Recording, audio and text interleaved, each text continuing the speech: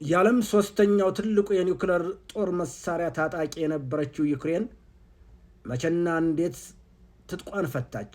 ታኅሳስ 25 ቀን 1991 ዓ.ም የሶቪየት ኅብረት የመጨረሻው መሪ የነበረው ሚካኤል ጎርባቼቭ ስልጣን መልቀቃቸውን አስታውቀው የቼጌት ቦርሳ እየተባለ የሚጠራውን የኒውክሌር አርማ ፈቃድ ክፍል ለሩሲያው ፕሬዝዳንት ቦሪስ የልሰን አስረከቡ። ሶቪየት ኅብረትም ፈረሰች። ሶቪየት ኅብረት ከአንድ የኒውክሌር ጦር መሳሪያ ታጣቂ ሀገር ወደ 4 ኒውክሌር ታጣቂ ሀገር ተከፈለች። ሁለቱ ሀገሮች ካዛክስታንና ቤላሩስ የኒውክሌር ጦር መሳሪያ ለመፍታት ተዘጋጁ። ዩክሬን ግን የጦር መሳሪያዋን ለመፍታት አቅማማች።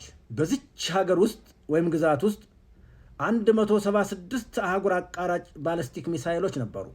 በጣም አስደንጋጩ ደግሞ 1240 ኒውክሌር ጦር ራሶችና 44 ስልታዊ ቦምቦች የታጠቀች ሀገር ነበረች።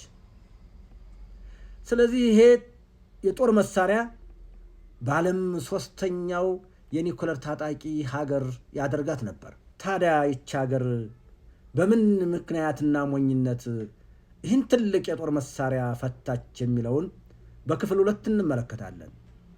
ነገር ግን ዝግጅቴ ከተመቻችሁ ፎሎ እያደረጋችሁ ተከተሉኝ።